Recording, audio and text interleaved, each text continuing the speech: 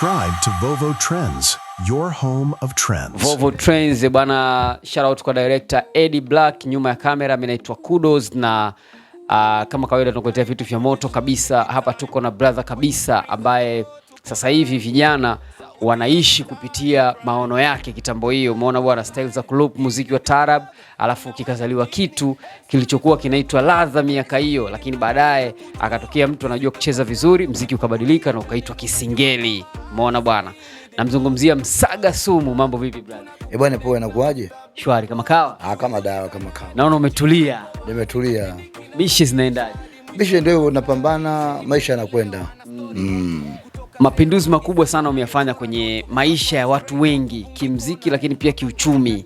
Hii kwanza wewe kwako unaipokeaje? Mimi najisikia vizuri kwa sababu kama ulivyosema, kwa sababu wakati muziki unaanza mwenyewe ilikuwa bilinge na tofauti, ilikuwa ngumu watu kukuelewa. Kwa hiyo mpaka hapa tulipofikia, mapinduzi yaliyofanyika mpaka muziki sasa hivi unakuwa muziki wa Kitanzania, muziki wa Kiswahili. Kwangu mimi najisikia furaha kwa kweli. Ndio vijana wanaishi na unaona wanakupa heshima unayostahili. Unajua nidhamu au heshima ni akili ya mtu mwenyewe. Alafu mimi sipendi sana kulazimisha mtu sija kuheshimu kwaje. Mimi mwenyewe niko muda mrefu kwenye game kutokana na nidhamu yangu na heshima, na kila mtu ana akili yake. Mimi tu kumradi wanapata riziki, wengi wao uzuri wao wanajua kama mimi ndio mwanzilishi, kwa hilo wagasinaga tabu sana. Ndio serikali imeufanya muziki huu kwa taifa. Kwa kuwa unadhani ni sahihi? Uko sahihi kutokana kama nilivyokuambia, bidii hicho enzi hizo unazungumzia enzi za taarabu, wakati unazungumzia wale wakongwe, unazungumzia Bi Khadija Kopo na mzungumzia Kenanze Yusufu, wako na ubora wao, wakina Heshima Shauzi. Kama unavyojua taarabu imesimama ile pale, mimi nilikuwa nachukua zile beat na lupu. Unaona, nilikuwa ni ngumu sana kukuelewa, lakini unajua mchanganyiko ule wa taarabu, kwa unavyojua kuna vigoma, kuna vinanda, kwa nini, kwa unavyojua zamani kuna michiriku nini, ilikuwa ngumu sana tukuelewa. Kwa hiyo mpaka wanaposema kufikia sasa hivi ni una haki kabisa kutoa muziki wa Kitanzania kutokana na vitu vilivyochanganyika mle, sababu unapozungumzia muziki wa Kitanzania, pwani, taarabu ni pwani ile pale, kuna ngoma za kiasili, kuna vinanda, kama unajua zamani mchiriko anapiga na ngoma live, vitu kwa nichanganyikeni vitu vingi sana. Kwa hiyo mimi sina shaka kabisa wameona mbali, na mimi nathibitisha kumbe huu kweli ni muziki wa Kitanzania. Kwa hiyo Msaga ni msanii wa taifa kabisa. Nimefurahi kusikia JK alikukubali sana na aliweza kutumia wimbo wa Mwanaume Mashine kwenye ringtone ya simu yake. Kabisa.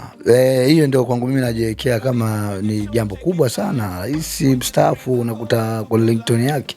Kipindi hicho alikuwa yuko madarakani. Alikuwa kwa mstaafu. Alikuwa yeye mstaafu. Wakati Mwanaume Mashine inatoka, JK alishatoka madarakani. Itakuwa. Maana yeye imetoka kwenye 2016 ile na 2017 kitu kama hivyo. Zimefuatana shemeji. Ndio. Kuna tabia zisizoridhisha kwenye muziki ya singeli. Hata watu wanaofanya hizi stand up comedy sometimes wanasema kwamba wasanii wa singeli wanaweza kuambia watu mikono juu, alafu kuna makundi yao yanapita kwenye mifuko ya watu wanachukua hela. Hii unadhani ina uhakika au ni longolongo tu ambazo zipo na hata kwenye muziki mingine zinakuwepo? Unajua watu wanakuelewa. Umeona mfano, unajua muziki wote naweza kuzungumzia. Ni muziki wote, nazungumzia muziki wote, na maana hata kama taarabu, hata kama bongo flavor, hip hop. Unajua shabiki wakishakukubali wewe, unaweza ukafanya kitu chochote na wakakuelewa. Yaani iko hivyo. Sasa sio wote wanakuja pale ndio kwa hivyo, hapana. Ile ni kukubali ule muziki au kukubali wewe mwenyewe mpaka anafanya vitu vile. Na hii inatokea kwa muziki wote. Na wale watume, bali tu kumbe hobi yao wanakukubali. Swala kwamba watu mikono juu na nyua juu, unajua pale ni kukubalika pale. Mtu mwingine hawezi kunyanyua. Lakini sija wanapokufili wanapokunu. Kwani watu kibao, kwani wa bongo flavor wafanye mikono juu au nyosheni mikono, sio nyosha. Au watu waibiwi. Yaani vitu kama hivyo. Kwa hiyo hii haina mantiki yote. Yes, huyu ni Msaga Sumu, na katika mazingira ya kawaida tunazungumzia singeli, muziki wa taifa, na huyu ndo muasisi wa huu muziki. Unasema haukuuita singeli, ilikuwa na jina jingine tofauti. Hii safari ya kutoka kule mpaka kuja katika kuipata aina ya muziki ambayo wewe hukuita singeli, ilikuwa ikoje katika mazingira? Ni kitu gani ambacho kilicheza kwenye kichwa chako ukaona kwamba nahitaji kulupu beat ya taarabu, alafu yani ilitokea wapi hiyo? Hii ilitokea kama nilivyokuambia kipindi hicho enzi za vigodoro. Unajua enzi ya vigodoro tunazungumzia Lushalo, wale watu wa Pwani wanaita Lushalo. Ilikuwa bila Lushalo, yaani unajua mtu ukimcheza mwanao sijui ukitaka harusi, kitchen party nini, ilikuwa bila Lushalo ufanye kitu. Kwa hiyo kipindi kile ilikuwa Lushalo inakesha. Ukisikia Lushalo ina maana watu wanakesha kigodoro. Sisi watu wa Uswahili wanaita kigodoro. Bana leo kuna kigodoro sehemu fulani, mfano Tandale sijui Magomeni, watu wanakusanyika wanaenda kule. Kwa hiyo grupu ilikuwa tu kama masiala, unaanza hivi, unajua ile beat zinapigwa taarabu kwenye masebene, sisi tuna lupu, tunatia vitu vyetu. Unajua Uswahilini hakuna kitu kizuri sana kama akina mama ukiwapaisha. Yaani mtu mwenye shughuli hana kitu afu kambe mama shughuli ile jiachie, kwake ni faraja sana. Kwa hiyo mimi niliteka kimtindo huo. Ilikuwa shughuli yote bila msaga sumu kigodoro uweze kufanya kitu. Na ile tu kwa sababu kumbe ilikuwa na wapaisha. Yaani mtu hana kitu lakini sio tena majirani mtu chuki tu zisizo kwa na maana. Kwa hiyo ikafikia pale bila kumita msaga sumu shughuli inakuwa hajafanya kitu. Na msaga sumu haimbi taarabu. Na mimi nilikuwa simbi taarabu. Mimi ukatafuta mazingira yako ya kuweza na wewe kupanda jukwani kufanya hivyo. Kwa hiyo mimi nilikuwa ni hivyo urupu vile simbi taarabu. Ile tabu zinapopigwa kwenye masebeni mimi ndo nafanya yangu pale. Oh, swala lile wewe kwako ulilitoa wapi? Yaani uliona wapi kimefanyika kitu kama ile kulupu afu kaona chana? Ubunifu tu ndio kama ninavyokuambia, kwa sababu ndio unaona kwamba mimi ni mwanzilishi, ndio maana nikaipa mfano. Ubunifu si una mizizi yake? Ubunifu wangu mwenyewe, kumbe mimi nilikuwa naona kumbe hii hapa na ili sebene hili halitaki kwenda mbele wala kurudi nyuma, namwambia DJ. Kwa hiyo sebene lazima tukamatie. Sio wenyewe nitakukamatia video kuna nyuma unakamatia. Ukikamatia alieni mbele rudi nyuma. Sasa ni ubunifu wangu mwenyewe kwamba wewe DJ yatakiwa ili ukishamaliza tukuimba kwenye sebene hapa inatakiwa ili ukamatie. Ukishakamatia hapa na maana sitaki kwenda mbele, sitaki kusikia maneno yao. Nataka isikie pale biti tupu. Pale mimi ndo natia vitu vyangu. Pale unatia vitu vyangu. Naambia sasa mama shughuli wewe jiachie wale cheza vile mashauti kibao ile vitu kama vile watu kwa wanapenda. Kwa hiyo kaenda. Sasa mimi nilipotokea mimi kuna watu pia wakaja kuibuka huyo akina Sholo Mwamba. Hasa waliibuka akina Sholo Mwamba ndio kuna mtu mwingine akina Makabeli, akina Kapala. Sasa kwa hiyo idea ya kwenda kutengeneza mwanaume mashine ilikuja ukiwa una kitu cha aina ile cha kulup cha kukamatia afu na warusha au ilikujaje idea hiyo? Sasa baada hapo sasa unazungumzia tayari muziki sasa ndio ilishapanda bei hapo sasa. Maana unazungumzia mimi 2015 ndio wa moto sishikiki. Hiyo 2015 mimi ndio kama unakumbuka ndio kulikuwa na kampeni kwa unakumbukaga.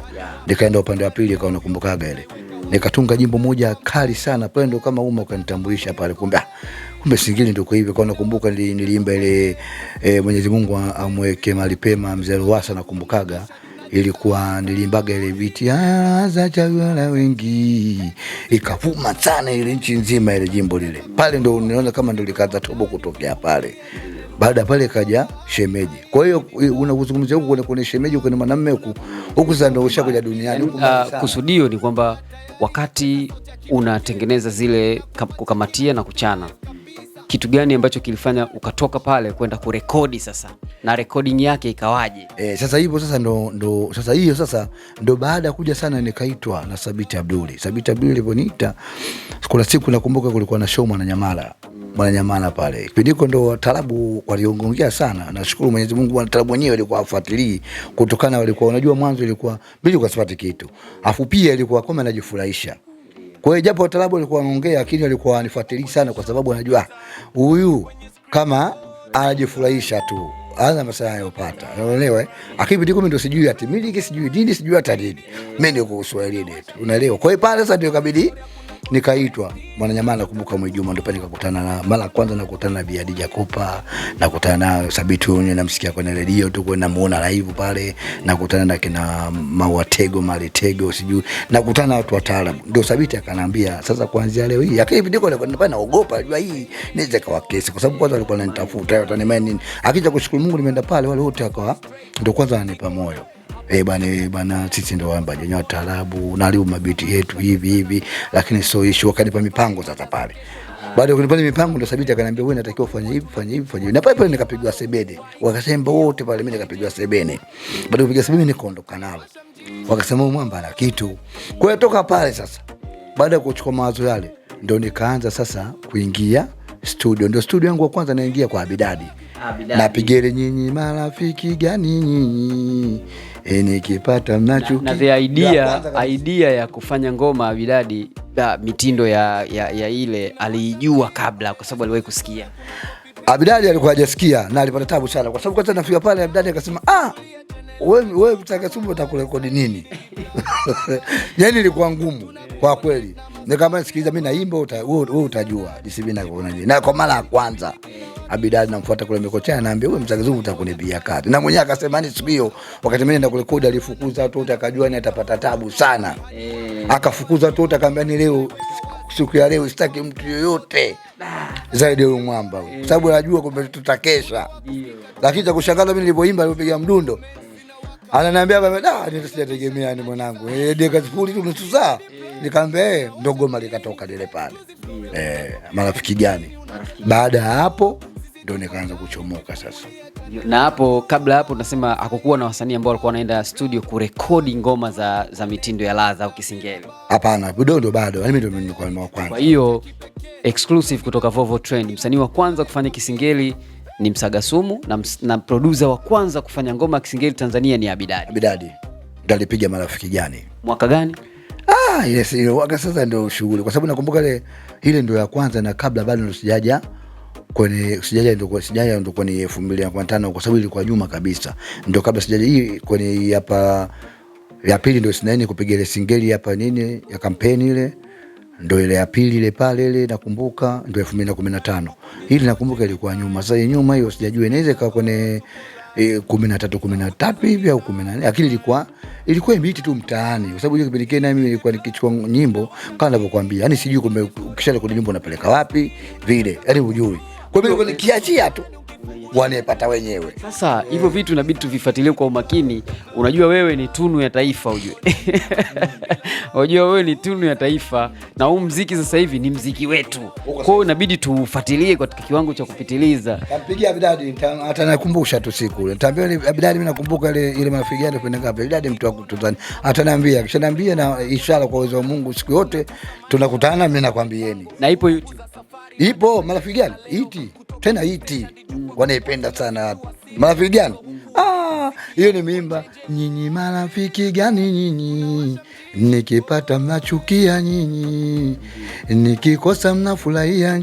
Hawa ni rafiki zangu wa dhati kutoka moyoni, siri wa mambo yangu, napopata na mashaka naelezea shida zangu. Hadi hatari tu. Sasa tuzungumzie kitu kimoja. Baada ya kwamba serikali imeamua kufanya huu mchakato kuwa nyimbo ya kitaifa, wewe unadhani kuna namna ambayo unahitaji kufanya kuhakikisha unatoa baadhi ya hizo document, lakini pia kujiweka pale kama ni alama ya taifa, kwa sababu muziki huu sasa hivi ndo unajua ndo tunaondoka hivi, ujue kuna watoto, kuna wajukuu, kuna nani kesho kutwa. Unajua tulikuwa tuna kina Biki Dude, kama hiyo tuna Malkia Hadija Kopa, lakini ndo safari hiyo. Sasa Msagasumu kwa nafasi hii na mziki huu ulipofikia hapa, kuna kitu ambacho umekiandaa kwenda BASATA kuwaelezea na nini vitu kama hivyo? Mimi bwana, uzuri wake namshukuru Mwenyezi Mungu. Uzuri wake naweza kusema kiserikali jumla wanajua kama mimi mwanzilishi. Uzuri wake kwanza, nimepata fursa ya kuwa serikali wenyewe wanajua kwamba mtu fulani ni mwanzilishi, kwa sababu nakwambia hivyo, nishenda kwenye tamasha moja Dodoma. Nakumbuka kipindi hicho Waziri Mkuu Majaliwa kabla hajastaafu pale Dodoma, ilikuwa mwezi kama huu, ilikuwa mwezi wa mtukufu, ndio alikuwa pale wale viongozi Dodoma pale. Nilipofika pale, nilipotumbuiza, baada ya kupanda yeye kwenye hotuba yake, akashukuru watu, akasema nimefurahi sana kumuona mwanzilishi wa singeli. Yani mtu anajua hivyo. Nazungumzia Majaliwa Kassim. Kipindi kile anakuambia nashukuru sana kumuona mwanzilishi wa singeli Msagasumu. Unataka serikali au nchi ikutambue vipi, ikutunze vipi? Mimi nashukuru Mungu, unajua hakuna kitu kizuri kama serikali tukishajua hivyo. Unajua serikali ikishajua kama wewe mwanzilishi, ile pale pia na faida kwako pia. Yupo mtu alichora ile Adam na Hawa miaka 90 baadaye, kama sikusemi miaka 50 40 baadaye, ikasemekana anaishi Malapa pale, maisha mabovu na masuala ya hakimiliki sasa hivi yapo. Unaweza ukaachia nyimbo ukachukua mrabaa baadaye. Sasa wewe mrabaa wako unaonekana utakuwa mrefu zaidi, kwa sababu ndo umeasisi kitu ambacho kimeenda mbali zaidi, unajua. Na hii ni kazi ya sanaa. na sanaa inatakiwa ina heshima yake, iwe na mikakati yake na kwa sababu mwanao atakuja kuimba pia, alafu watakuwa na advantage sometimes. Sasa hivi wanasema wasanii wanapata pesa bila show, tofauti na zama zenu mpaka utembee umbali mrefu kama hivyo, unatembea na makundi ya watu kutoka Tandika mpaka Tandale ili ukapate pesa na nini. Sasa hivi mtu anatia tu nyimbo kwenye YouTube inaishi. Sasa haudhani kwamba kuna namna ambayo unahitaji kutengenezea kizazi kijacho alama ya kwamba ni Msaga Sumu na huu mziki idea ilikuwa hivi na nini? Mimi naweza kusema tu kwamba unajua kila kitu ni mipango. Kila kitu ni mipango na kila kitu kinapangwa. Kwa hapa nilipofikia sasa, nadhani dunia sasa hivi iko wazi. Uzuri wake kumbe sasa hivi nazungumzia serikali wenyewe wanajua, kwa sababu mimi tushakutana na serikali mara kibao tu kupanga mikakati, kumbe mziki wa kimataifa tukahusishwa, watu kama sisi tukahusishwa, mtu kama mimi nilihusishwa. Baada ya kuhusishwa nilitwa pale nikauzungumzia vizuri, umeelewa, na watu akauelewa. Na uzuri wake kama ninakwambia, kumbe sasa hivi dunia iko kiganjani. Uzuri wake kwa sasa watu wanaelewa, wanatambua. Labda tu itokee tu mengine, lakini mimi hapa nilipofikia kwangu mimi na jinsi mpaka waliponishirikisha, mimi pia naweza kusema na washukuru sana serikali, kwa sababu kuna kitu wameona. Lati kwa sababu wale wangeita hata wengine, lakini kwa nini waliniita mimi? Wajua kumbe kuna kitu. Kwa mimi naamini kabisa kipo kitu watafanya serikali. Okay, tuzungumze kuhusiana na ambayo umeachia kipindi cha kama mwezi sasa hivi. Imepokelewaje? Bwana nashukuru Mungu. Baada ya kukaa muda mrefu sana nimepokelewa vizuri sana. Nimeachia ngoma inaitwa Sinaga. Kiukweli bwana, tofauti na watu wale. Watu wamenisifia sana kwa nimebadilika. Tofauti kabisa walivyonizania. Nashukuru Mungu, yani wamepokea vizuri, lakini pia nashukuru Mungu nilipokwambia dunia kiganjani. Baada ya kupita vita nikakuta tena ngoma yangu nyingine Mitendi hapa, Mshikilie Mkamatie, nikaimba kisasa kabisa, ambaye nyimbo naye pia vizuri, wamepokea vizuri pia, inaitwa Mshikilie Mkamatie na mzuri. Kwa hiyo kwa msimu huu nimekaa miaka mingi sijatoa ngoma, na maana nimetoa mwaka huu ngoma hizo 2. Kiukweli Mungu mkubwa. Kwa nini ulikaa kimya bila kutoa ngoma? Kwanza unajua muziki ukurupuki tu kwa sababu mimi nimekaa muda mrefu kwenye game. Kwa hiyo mimi najua kumbe kwa shabiki sasa wanataka kitu gani. Kama unajua muziki sasa ubadilika. Kwa hiyo mimi ujue kama shangu yote ilikuwa siamini sana kwenye mitandao. Mimi nilikuwa naamini sana watu Uswahilini. Na ndio maana mimi nimedumu sana kwa muda mrefu. Na ndio maana watu wengi sana wanaweza kutaka kumbe kwenye mtandao wapo, lakini ukajikuta nje ngoma zao hazipo. Sasa mimi ukija unakutana ngoma zangu kwanza huku, ndio unakuja kukutana ngoma mtandaoni. Niliweka hivyo. Kwa hiyo baada ya kuona watu ushauri nini, niko na si mbaya, na mimi nikajikita kidogo mtandaoni. Lakini unajitika mtandaoni hata kama nanisubiria kwa hamu vile, wakanipokea. Kwa hiyo waliponipokea na ngoma sasa hivi zimesimama. Kwa hiyo nashukuru Mungu, ngoma zinafanya vizuri, na naamini kabisa baada ya kadri linapokwenda, kwa sababu naamini zingine hawajazipata, lakini kuna kwa ibongo uongo watakuwa wameshazipata. Nini kinafuata kutoka kwa Msaga baada ya Sinaga na vibe nyingine ambayo imetrend? Mshikilie, baada ya Sinaga na Mshikilie, nini kinafuata? Kinachofuata sasa ni wasikilize tu, kumbe siku mbili zinatoa video kwanza ya Sinaga. Video ya Sinaga. Video umefanya na nani? Hii surprise, lakini wategemee chupa kali sana. Chupa kali. Location za wapi zimetumika? Location yenyewe surprise. Nataka waone tu, afu ukija tena singine nitakwambia umeona. Uliyasema ndio hapo, ndo nitakwambia hivi. Lakini naamini kabisa wategemee chupa kali. Siku mbili hadi mpaka Jumatatu na hisi ngoma itakuwa tayari. Itakuwa mtandaoni. Na hii hapa pia nikishaacha hii Sinaga video ndo nitakuja kuishoot hapa hii Mshikilie Mkamatie. Na kutoka kwako kutakuwa kuna EP, album, vitu kama hivyo, kwa sababu naona katika mabadiliko ya sasa hivi ambayo yapo, vijana wengi wanakuja na mtindo wa EP ama album. Mimi bana wategemee tu, nitatoa tu EP, ngoma kali sana na zipo, na ambayo wasanii wakubwa wajue kumbe watakuwa mumo kwenye EP yangu. Hilo wategemee. Una ngoma nyingi sana. Afu kali, afu niko na pia na wakubwa pia. Umezirekodi kipindi ambacho ulikuwa kimya? Kabisa. Zipo. Na tena yani wanaweza kusema tu kwamba shabiki zangu wakae mkoa kula. Maana ndio kama nimefufuka vile. Kwa sasa unarudi upya? Nimerudi upya. Kabisa kwa kishindo. Na kutakuwa kuna show, uzinduzi ama tour kwa ajili ya hii ngoma Sinaga pamoja na hii nyingine, lakini ni hivyo, yani utakuwa na show tu au nini, au ni umeziachia tu alafu basi, yani unategemea tu show zile za kama zamani? Hapana, hizi lazima, kila kitu mipango, lazima tutafutiwe show kama sio mikoani hata Dar es Salaam, lakini lazima itapangiwa show, na tumepiga show lazima mtasikia, kwa sababu itakuwa na promo kubwa, matangazo nini. Lakini mimi waga kaida yangu lazima nifanye kitu. Hata nilifanya Mwana Mashine pia ilikuwa gatua ya Mwana Mashine, nikatembea mkoa michi mzima. Kwa hiyo nategemea hata shemeji ilikuwa hivyo, kwa hiyo nategemea hata hizi Snaga itakuwa usiku wa Snaga au usiku wa Mshikilie. Na tour ya Mwanaume Mashine ilikupa kitu gani kwenye akili yako baada ya kuzunguka nchi? Niliona vitu vingi sana. Kwanza nilipata mafanikio mengi sana. Mafanikio, unajua mafanikio tu, unajua watu wengine watakuelewa. Mafanikio sio mpaka uwe na mijumba mingi, si nini, magari, hapana. Mafanikio hata serikali ikikutambua tu. Mimi unajua nimepata bahati, labda usichokijua, mimi marais wote walikuwa wananitambua. Kasoro tu unaweza kusema tu hayati na Mwinyi nadhani, lakini waliobakia wote nashukuru Mwenyezi Mungu, kumbe walijua kumbe kuna mfalme wa Uswahilini Msage Sumu, na matamasha mengi pia iko. Umefanikiwa kukutana na marais wangapi kwenye uhai wako katika kazi za muziki? Wote wanazungumzia, kumbe namzungumzia kumbe Jakaya, ukizungumzia Mkapa, ukizungumzia marehemu hayati Magufuli. Tena huyo nakumbuka alikuwa na tamasha moja kubwa hapo Taifa. Nakumbuka kwa masikio yangu anamwambia pale, ampe pole, anamwambia we, naona sasa hivi hapo alipigwa simu live pale, namuona sasa hivi Mkanga Sumu, laiti Msaga Sumu alikuwa ananiita Mkanga Sumu. Namuona Mkanga Sumu hapo, Mwana Mashine yuko juu hapo.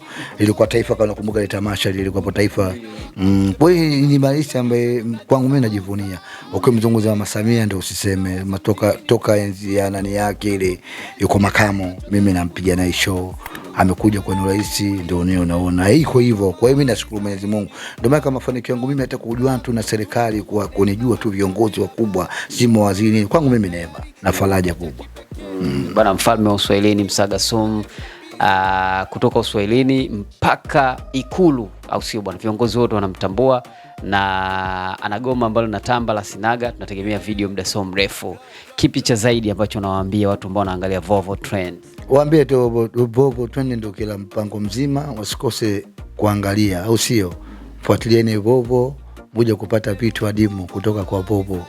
Hii ndio habari ya mjini. Mimi nitakuambia tu washabiki zangu pia msikose kunifuatilia. Video kuanzia Jumatatu itakuwa iko duniani, na bado vitu vingi nitatoa. Nawapenda sana, nawatakia mfungo mwema, na wala kwa lazima pia wafunge.